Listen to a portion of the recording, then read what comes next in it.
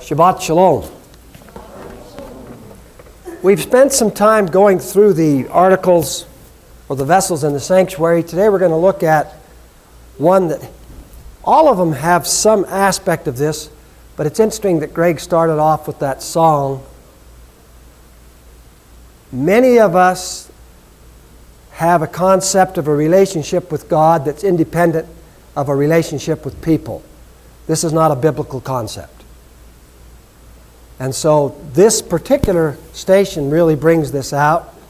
And we'll make sure we stop in time so that I've got a little TED Talk I want you to hear. Because as human beings, relationships and connection are a challenge for all of us, but they're a challenge in a different way for each one of us. It's not the same, and so we can't get up and say, everybody needs to do this, because what I need to do may be the opposite of what you need to do. But the table of the bread of the presence is also known as the bread of the face, or the table of shewbread or showbread. And really in Hebrew it's the bread of the face, but face is presence. Next, Sharon. The instructions, and I'm going to read this, and we'll show you a picture. I'm one of these people that this makes a lot more sense with a picture. You shall make a table of acacia wood, 2 cubits long, 1 cubit wide, 1.5 cubits high.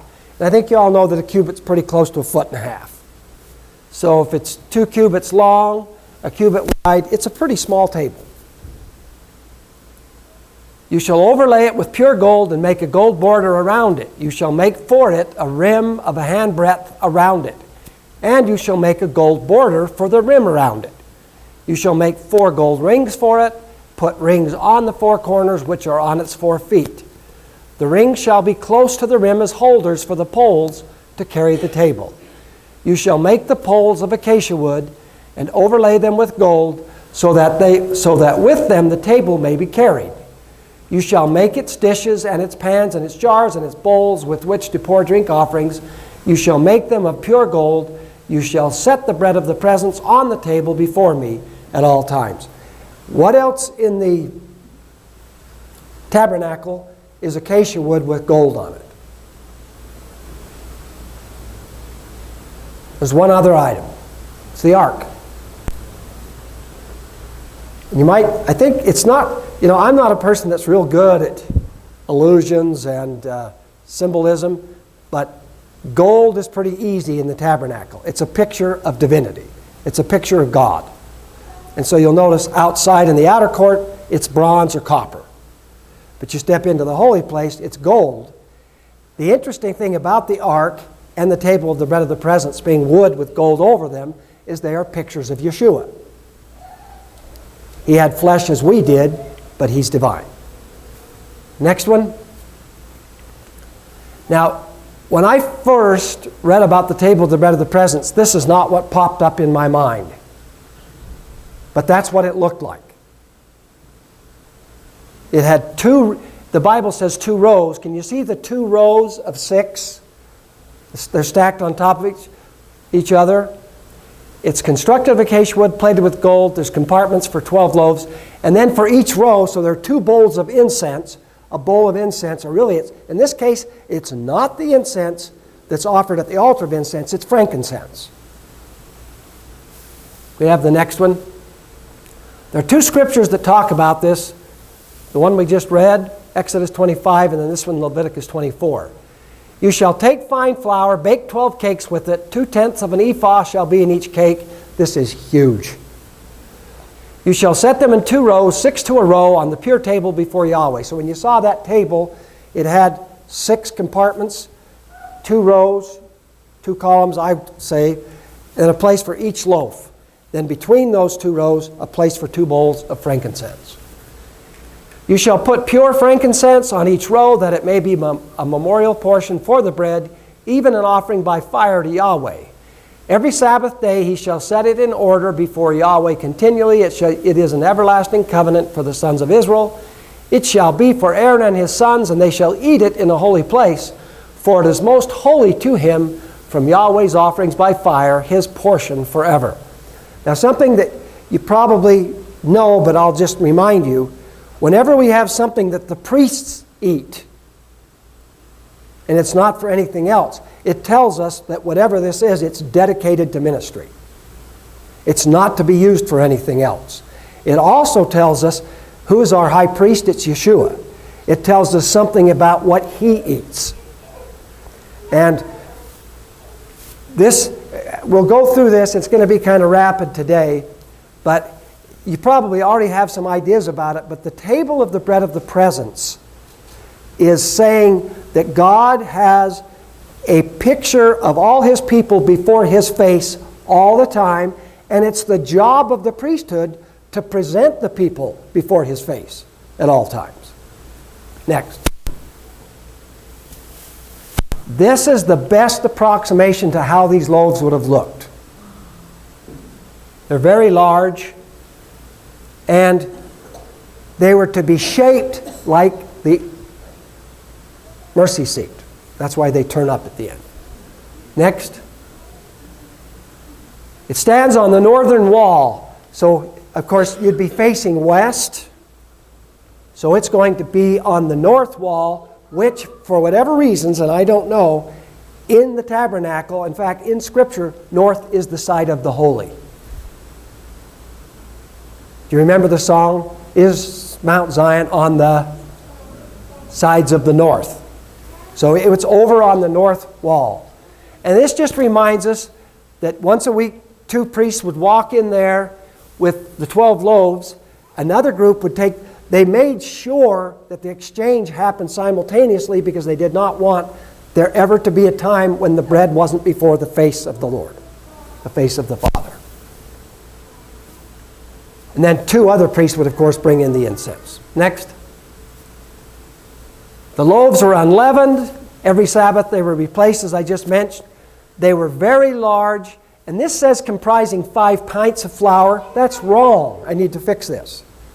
Each ephah is about 5 pints. Do you remember that each loaf is 2 ephahs? So, I mean, I don't know how 2 priests carried it. This bread, it would be very heavy. But, you know, there's a picture in here, too.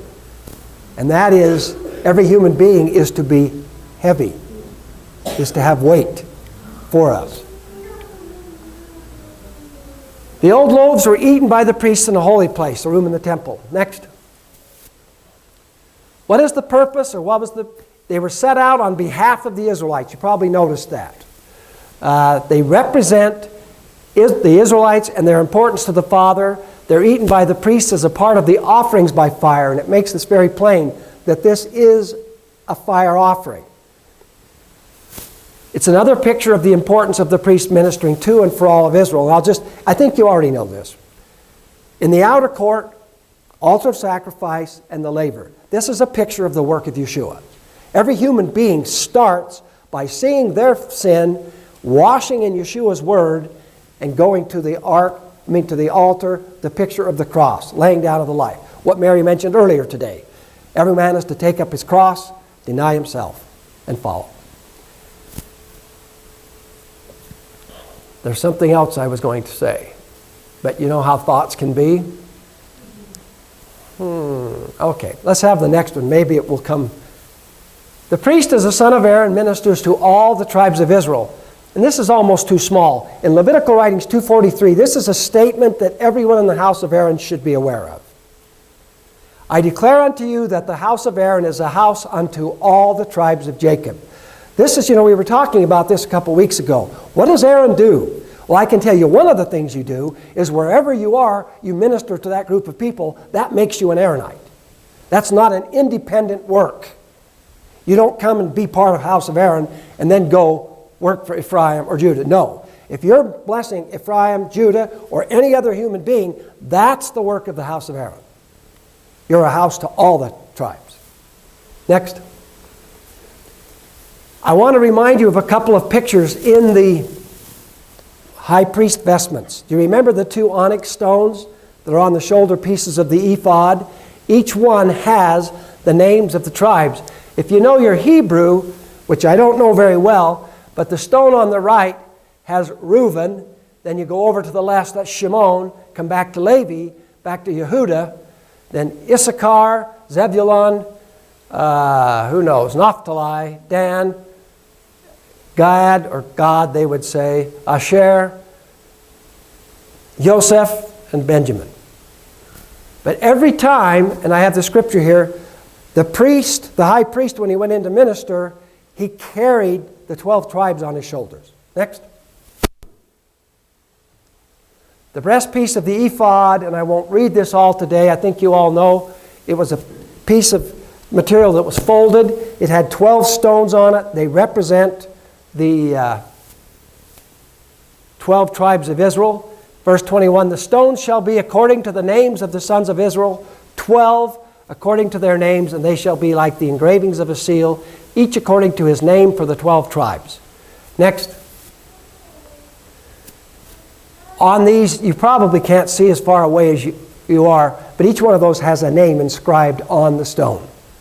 Aaron shall carry the names of the sons of Israel in the breastpiece of judgment over his heart when he enters the holy place for a memorial before Yahweh continually. One of the reasons this is important is because Christians, as Colleen mentioned earlier, are just striving to enter the presence of God. They want to be in His presence. You can't be in His presence, fully in His presence, if you have not connected with His people. This is something that we mess up with in almost every religion. We want to get close to God independent of people. Can't do it. It's impossible. Next. In the holy city, in Ezekiel, you probably all know this. I'm not going to read this all again, but it lists the 12 gates of the city, and they're the 12 tribes. Next one. Now this is somebody's picture, again with the 12 tribes around. The next one. When John sees the New Jerusalem coming out of heaven, the picture of the bride, again you all are aware that the city comes down, it has 12 gates, they're the 12 tribes, has 12 foundations, they are the 12 apostles. I'm saying this, these are things we know, but one of the things that we forget is that when John says in 1 John that you cannot love God whom you haven't seen and not love your brother whom you have seen, we forget this. We want to be close to God and ignore people. It's just impossible. It's a construct of our mind. It's something we make up, but it's impossible. Next. This was a strange picture. Why does it have those funny spheres in front of the gates? They're the pearls, right? I felt sorry for the artist because I don't think I could have done any better, but this looks hokey to me. But having said that, I don't think I could do any better. But just to remind us that this is the bride, and that the bride is defined by the 12 tribes, the foundation of the 12 apostles. To be an apostle, what did you have to be? You had to be a witness of Yeshua's baptism through His whole ministry to His resurrection. Plus you had to be chosen. So it was a very finite group of people. Interestingly, Paul is not one of the apostles, the 12 apostles. Paul is an apostle, just as several other people. These are the people who actually were physically with Yeshua during His ministry. It has everything to do with connection, relationship. Next. God's intent for His people is for them to be one. And I think everybody here knows John 17. Yeshua says, the glory which you have given me, I have given to them, that they may be one just as we are one. What happens when we receive God's glory? We become one. Have we received all of God's glory yet? Probably not. Like we said earlier today, this doesn't mean we don't keep striving for it or that we're unhappy with what God has done, but that this is where we're moving. Next. Bread is the culmination of a long process, and I think everybody here knows that. To have bread, you start with wheat. You actually can have bread from other things, but it's not very good, so we'll talk about wheat. Next. Then you have a harvest. And, we don't raise a lot of wheat around here now. When I was a kid, we raised wheat a little more. Now, I always remember how exciting it was to see that field, then go out there with the combine, and then you'd have this big, these store. Remember those little granaries we had that we filled with wheat? These images stick in my mind. So you plant this plant, it grows, it ripens, and then you have the wheat. The next. What happens to the wheat? Probably some of you like rubber mush. What's rubber mush? I love to be up front. I said rubber mush, and some faces went, and other faces, mmm. It's just hilarious. Dean was, but rubber mush is one of the few things where you take the wheat whole. It's just, and I don't mind it, but if you want a piece of bread, you're going to take that grain that you grew, that you harvested, that you then gathered together, and you're going to grind it up. Does this say anything to what God does with His people to prepare us to be one? It tells me something. Anybody here ever felt kind of ground up? Next. Then you mix and add the ingredients to make dough. And this dough doesn't look that great, but it is the unleavened dough that the Temple Institute is using to make the loaves of shewbread. Next.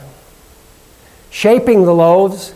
And, I was thinking about this because of what Greg brought up, what we saw the song, and I think every one of us know that God has a way that He brings us together, that He connects us. And I was laughing when Greg was talking about it, because last night I was sitting on the couch with my computer, and I like to read, I like to analyze. My wife likes to get out and be a human. And so she says, honey, let's go for a walk. And you know what my first response? Oh, yay! No, that wasn't it. Yes, honey, if I have to. And put the computer down. And so we go out the door, and the first thing she says, oh, come look. And we have these two owls over there. Have you seen those? And right off the bat, now I'm interested. Oh, look at these owls, and trying to get pictures, and I needed a camera. My phone's just not up to it. But, so we had that, and then we walked over to the center, and we ran into Kara, who was, I think Chandra was in the center getting ready for the thing tonight. So Kara joined us in our walk. We started down the road, and we ran into Kenneth, who is carrying the barking dog. And Kenneth stopped, and Kuntz got out and ran down the road to greet us. And if you know how Kuntz is, he wraps himself around your legs, wagging his tail, so you kind of feel like you're in a beater. He's happy, but he says, no food? Really? And anyway, it was funny. Kara and Joy and I walked down through the gate where we have that sign coming in, walked up the road, went by the reservoir, and it was really just an absolutely beautiful night. Just fantastic. And I'm pointing this out to you because my nature is to sit there on the couch. That isn't going to change. The only way that I'm going to connect is to listen to the Holy Spirit, which usually is the voice of my wife or some other person. The most important command is Shema, Yisrael, Yahweh. But when you hear, many times God is shouting to you, to your wife, your husband, your child. We really had a good time. We started to come back, and then the sun was setting through those trees that go around the orchard, and it was just splendor. Reds and pinks, and we were trying to figure out if we could take pictures and how it would look, and it would look so neat. I'd take a picture, crummy. We let Sharon and Annette and Janelle and people like that take the pictures. And then we came upon Brad, who was doing the irrigation there, and we were commenting what a beautiful day it was, and he told us that he had seen the dog out at the 48-mile marker. And I'm telling you all this to remind you that to connect with people is so simple. It will require you to do what's uncomfortable for you. You don't need to do what I do. Do what God wants you to do. Because to make a loaf, all the flour has to be together, mixed and shaped. It's not an automatic process. And the funny thing is I am enhanced by doing things I don't want to do. Does anyone else here struggle with that? I hate to say it. Okay, next.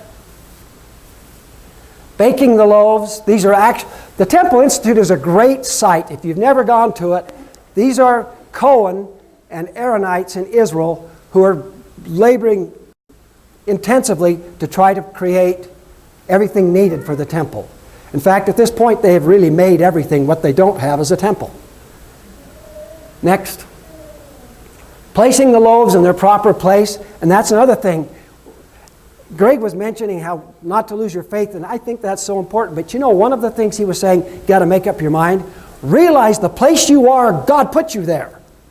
Don't wake up every morning and say, would I be happier here? Would I be happier there? If you're here, guess who put you here? And if you're going somewhere that God's sending you, God put you there. That's where you need to be. And you think about these loaves, they get made, shaped, and then they're put in their place. Next. Each one is unique, but each one is the same in size and value. Is the tribe of Manasseh more valuable than Ephraim? Or more important or less important than Levi? Of course not. But do they each need to be in their place? Absolutely. Each composed of many grains of wheat, harvested, ground, mixed, shaped, and baked by fire. And there's not a human being sitting here that hasn't been submitted through God to some of this process. You've been ground. You know, it's funny, I watched Dallas get up to play the piano, and he loves to play the piano, I can tell that. He doesn't always love getting up to perform. And, you know, how did Dallas get so good? Did he wake up and say, you know, I've got a gift of playing piano? Something tells me that he went through a grinding and shaping, and he's got teachers that say, that isn't good. I don't like the way you hit that note.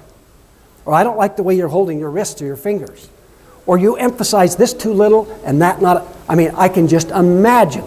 Does it make him better? Yes, it does. Do you and I have a master teacher? Yes, we do. And sometimes we don't like it any more than Dallas likes his piano teacher. Next. The table of the bread of the presence is prophetic.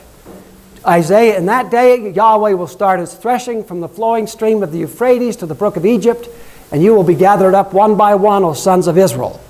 It will also come about in that day a great trumpet will be blown, and those who were perishing in the land of Assyria and who were scattered in the land of Egypt will come and worship Yahweh in the holy mountain at Jerusalem.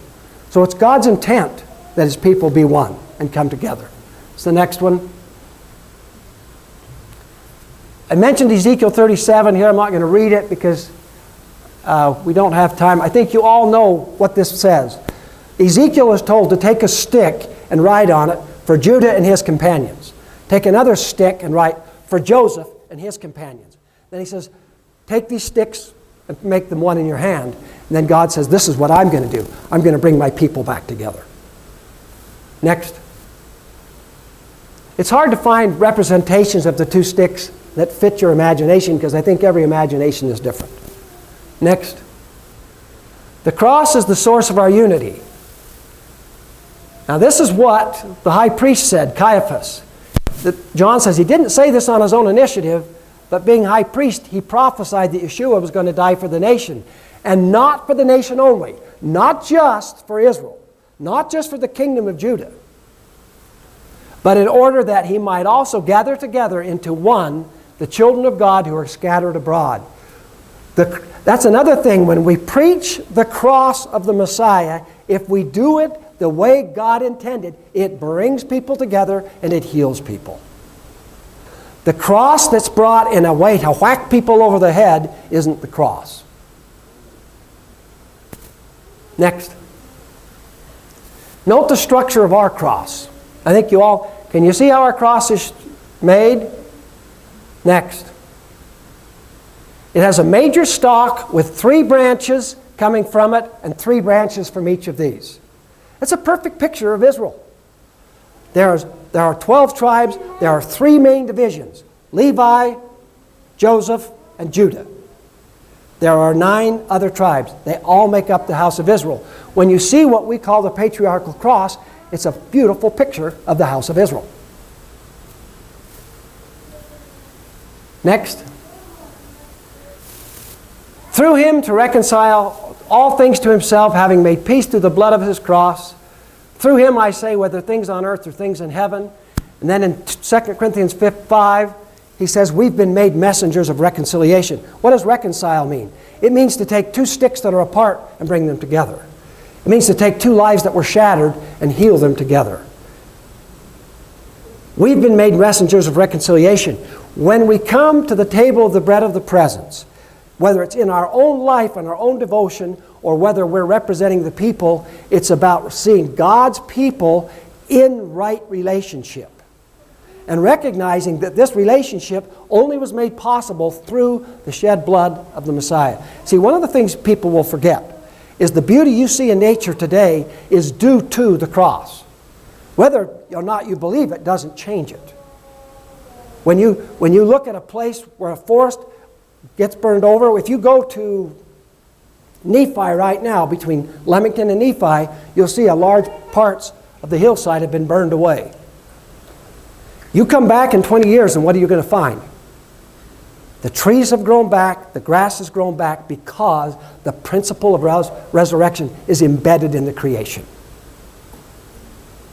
If you break your leg and you set it, the bone heals. Why? You know, people, Greg and I were talking about this, people that say that life is the result of an accident, it's so incredible to me because is there anything in your life or my life that has meaning, shape, and function that happened by accident? And when you look at life, it is a picture of the cross. And so this whole concept of being one is rooted in the cross. So I think the reason that we have the cross in the sanctuary representing this is because it is the blood that unites and reconciles and brings everything together. Is that the last one, Sharon? Okay, I'm going to show you, we might run a minute over. This is identical to the song that Greg had you listen to. Now, I don't know about the rest of you, I've always loved that song. That's one of my favorite songs. And the message is heartbreaking, but the great thing is that when we hear that message, it means we don't have to follow that. This is a man who his life was exactly like this guy in the song, and some circumstances changed it. Is this okay, or do you need these lights off? I don't care if you live or die. I really don't. It's a hell of a thing hearing it from someone you barely know.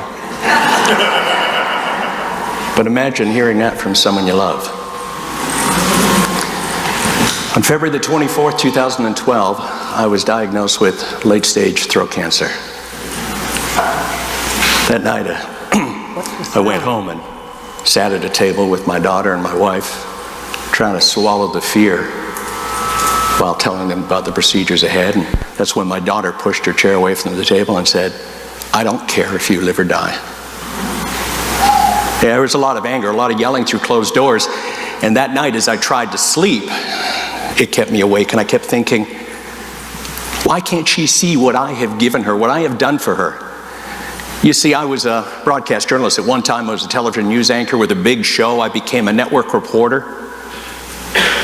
I became a foreign correspondent. We traveled around the world.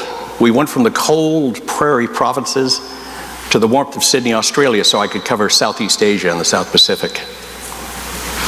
And I couldn't understand how she couldn't see what I gave her. But as I lay there, in the arrogance of my beliefs, I began to see the truth. And the truth was, I couldn't remember the last time I had hugged her and made her feel safe, the last time I had told her how proud I was of her, or the last time I had said, "I love you." And suddenly I realized that the cancer was a lot deeper than my throat. A few weeks later, I was in hospital to undergo what doctors call a radical neck dissection. They took a scalpel and cut me from the back of the right ear all the way down to below my Adam's apple, 12 inches long. They had to take out a golf ball-sized tumor. And as I lay in recovery, praying to a God that I did not believe in, please be gone, the surgeon came in and told me that it wasn't, and that I had to undergo a lot of weeks of chemotherapy and radiation.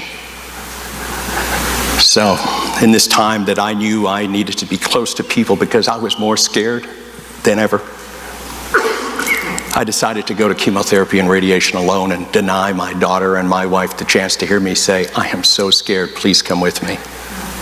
I was dying to be close, but pushing them away and dying anyways. I'd go to radiation each day, and I couldn't come home just to face the four walls closing in around me, so I started to go to downtown areas so I could get lost in the sea of humanity and hope that that distraction would take me away from the rampant thoughts inside of my head that my demise was just around the corner. It is said, when you are ready to learn, that the teacher will appear, but I did not know that that teacher was going to be a homeless bum. I remember the first day I saw him, there he was, scruffy, sitting on a piece of cardboard on a busy intersection corner with his little dog sitting by him and a big sign that said, help. And when I first saw him, the first thing I thought was, how dare you? You should be out with a job. How dare you? You're not more of a victim than me. Look at me, I've got cancer, I could die. I've been with little kids in chemo. They're victims, not you. Over the next few days, I observed him as I would walk back and forth trying to get lost. And I never saw him reach out and actually overtly beg to anyone or be overly aggressive. He just seemed kind, offering hellos and greetings to people. One day I'm walking back down the road and I'm heading for home, and I knew I was on the same side of the road as him, and normally I would cross to the other side so I didn't have to confront him, or I guess maybe confront my prejudice. But today I said, no, forget it, I'm going to go right by him. And as I started to walk by him, that little dog stood up, came and stood in front of me, and then sat down and looked at me with a friendly face. I reached down and I patted it, and I turned to him without thinking. I opened up and was friendly, and I said, what's his name? He laughed at me and said, well, he's a she and her name's Molly. And she doesn't normally stop people unless they need something. What do you need? Yeah, I wish I was that kind of my thoughts as you are right now. It's the first thing I thought, nice scam. Yeah, pull on the heartstrings, make me feel. Instead, I said to him, she must have known I needed a friendly dog to pet today. And I walked away. And I was confused. I was confused about a lot of stuff. The next day after radiation, I knew I wanted to go back and either make amends or do something or figure something out. And I wanted to give him something, but I wasn't about to give him money, because we all know what it's like when you give a beggar money. They're going to spend it on drugs or alcohol. I stopped and picked up a sandwich and a coffee, some little biscuits for Molly. And as I got close, he waved me over and he said, come back to see Molly, I see. And I was about to hand him the food and stuff, but he stuck out his hand to shake mine. And as he did, he started a conversation with me as if we had been mates for a long time. I sat with him and offered up the sandwich, and he said, I'm not going to have this unless we share. The Spanish poet Saavedra once wrote, there are no sorrows when we break bread. And there weren't any sorrows that day. We sat and talked like two old buddies, and for a moment I forgot that I was sick. After a bit, he reached into his bag and pulled out a little bottle, a little pill bottle, and his hands were shaky and couldn't open them, so I offered to, and he handed it to me, and I looked, and there was his name, Douglas, and Largitsil was a medication which is used by people with schizophrenia, which I thought meant he must be a psychotic serial killer. What it is, it's an internal jail. People get very little government help. We ignore them. We stigmatize them. And so I turned to him and said, is this why you're begging? And he looked at me and he said, what? He said, no, I'm here raising money to help the needy. And he pointed at a sign, and there below the big help, I hadn't even looked, were the groups that he was raising money for. And suddenly I realized it was not him that was disabled, it was me. For the judgment that I have had with him blinded me to the truth of this man's gracious intent. I saw him often after that. Remember one day I was going up the street and he had this cheeky little smile on his face, and he waved me over. He reached into his bag and he pulled out a little box of chocolates that I would have ignored as some cheap treat, but I knew from him that this was a lot of money. So I reached around the box and shook his hand and said, "Thank you, my friend." And he started to tear up. And I said, "Doug, what's wrong?" And he said, "I don't really have friends, and I sure don't have important friends like you." I lived my life trying to be important with TV cameras, recognition. And I never felt more important in my life than I did right at that second. Because I was important just simply because I was giving him my presence. He said to me that, or I said to him that I wouldn't take the chocolates unless we shared like we always do. So we sat, and he opened them with great joy. And as we sat, I looked at that sea of people move by us. People with places to go and people to see and things to do, and people that I used to think I was like, people that were looking down upon us like we were less than them. I wanted to be those people for so long in my life, to have that view from above, but now sitting down below eating the best chocolates I'd ever had in my life, I realized the best view is right here. Sydney, Australia does get a little cool in the winter, and it was a winter day as I was walking through town, and I had a jacket on, and as I came upon Doug, he put a milk crate upside down and I sat on it. Molly came up and put her paws on my knee, so I picked her up and pulled her into me and opened my jacket, and for the first time exposed this long scar which was on my neck. And Doug said, "What's that?"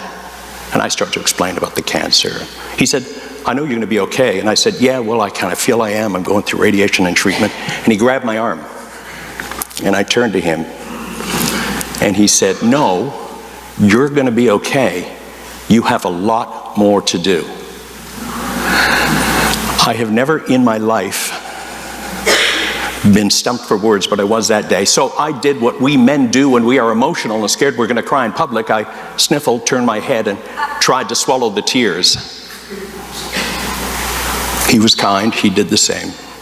And we sat there sniffling back and forth, but I think sometimes the best things are said when we don't exchange words, we just exchange space. Eventually I had to get up and leave, and I didn't want to say goodbye, so I said, "I'll see you later," and he just waved, smiled. Molly got up and barked for the first time. I walked down that street that day, and my eyes were pouring out tears. Not because I was fearful or angry, it's because I was happy, because for the first time in my life, or the first time since cancer, I knew I was going to live. And in the first time in my life, I felt I had a real purpose. The next day I had chemotherapy, and well, chemotherapy has a way of wiping all positivity out of you. You're slowly fed vile poison that drips into your body. To make things worse that day, there was a little girl sitting across from me with a nurse by her. She was combing the hair on the mane of a toy horse, and she had a scarf on to cover her bald head. Her skin was gray, and she had a look of defeat. God, I didn't want to look at her. Didn't want to look away either. Then suddenly, madness as I closed my eyes, and I remembered back to when I was just a young boy that age, and my best friend Rob Austin, who was a class clown, used to make faces, so I turned to her and I went, that's more of a reaction than I got from her. You know what little kids can look like if they're not quite sure and think there's something really strange about you? Well, that's the look she gave me. The logical thing would have been to turn away and pretend it didn't happen, but that would take somebody who's smart. And nowhere in this talk have I said I'm smart. So I did it again. This time I saw her stomach start to roll a bit, then it came up through her chest, and I was wondering, was she going to be ill and vomit? But she started to laugh. And the laughter of a young child is contagious, and I broke out in laughter. The nurse started to laugh. Nurses started to come in from all the other rooms, and they started to laugh. And I knew I had to see Doug. I had to tell him, you're right, I do have a lot more to do. The next day I went back downtown. And there he was, gone. He wasn't there. I didn't think much. I was hoping just an anomaly. So I went back day after day. I went back for weeks, and he wasn't there.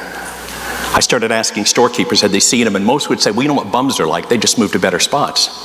I'd phone agencies, and they said they couldn't say anything because of privacy laws. And at night, the time I had reserved to think in my own head the fears about my own demise, I started thinking about him and wondering, had he been mugged? Had he been hospitalized? Had he been institutionalized? And I started thinking about Molly, and she'd been put in a shelter. And was she about to be put down? I wanted to tell you about Doug and give you whole sorts of great metaphors on what it really meant to me and how it was going to be part of a big transition in my life. And I wanted to tell you how great that he had made me. And then I realized that day I hadn't been prepared to tell Doug the whole story. You see, in chemo that day, we had to turn our chairs away from each other because every time we looked at each other, we were laughing. Chemo goes on and you don't laugh. It kills you. And chemo made me emotional, and I got teared up and I felt lousy, but I knew that I couldn't leave that day because I knew I was leaving before her, before I said something to her that was going to be so important that it would rescue her. So as I finished the chemo that day, I walked over and I squatted down in front of her and I got her eye to eye, and I must have looked like hell. And I was shaking and I could feel sweat coming out of my head, and I knew I was trying to come up with great words. And as I did, she looked at me and she tilted her head with an empathetic look that you would recognize from a parent, not a little child. And then she reached out with a free arm and placed her hand against my cheek to comfort me. I was a child suddenly, and I started to cry. And so she wiped the tears away from my face. It was the hardest thing walking out of there that day. And as I look back, she was just there combing the pony again. A couple of weeks later, I was in chemo and I saw her nurse, so I mouthed, "Have you seen her? How is she?" The nurse came and told me that she had passed away. God took the wrong one that day.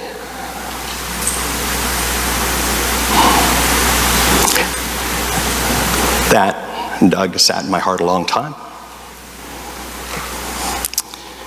I started to realize that I wasn't so scared of dying. I had just been scared my whole life of living. I started to realize that we can all die in just 1 minute,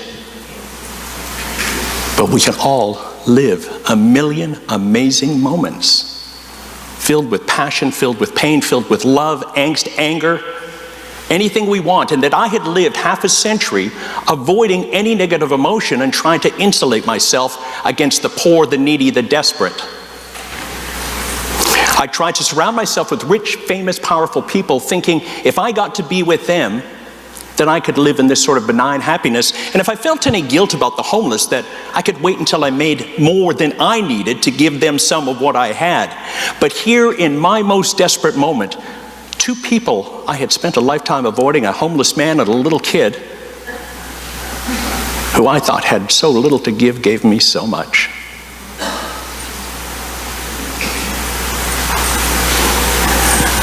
I had a lot more to do, but that lot more to do wasn't me saving other people.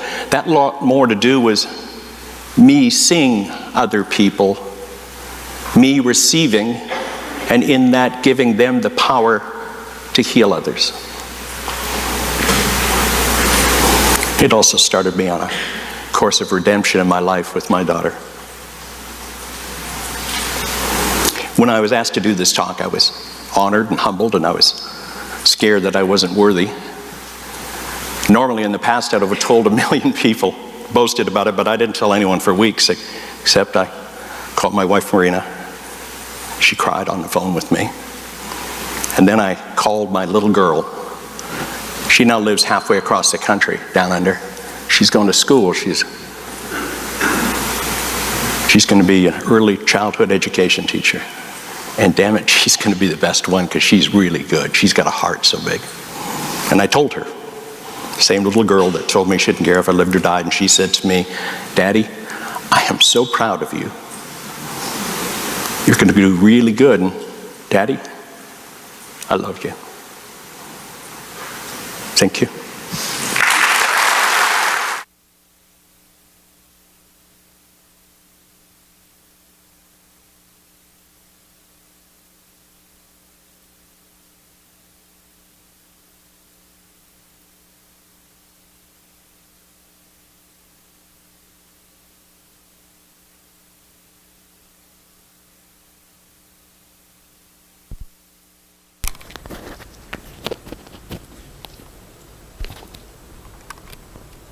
I found that an amazing story, an amazing.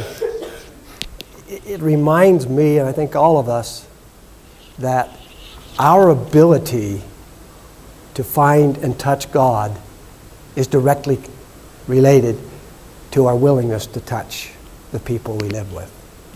And you know, all of us have the same stories if we just stop to think how the Lord has blessed us. And it's a strength that God has said, I love you and I want you to be in my presence, but I'd like all of you to come. Let's all stand.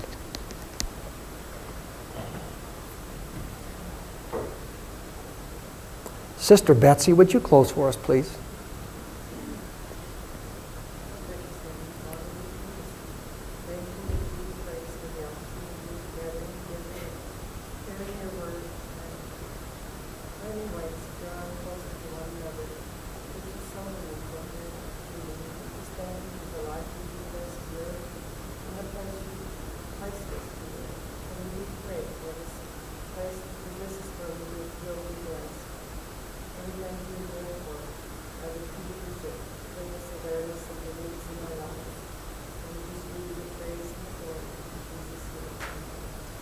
Amen.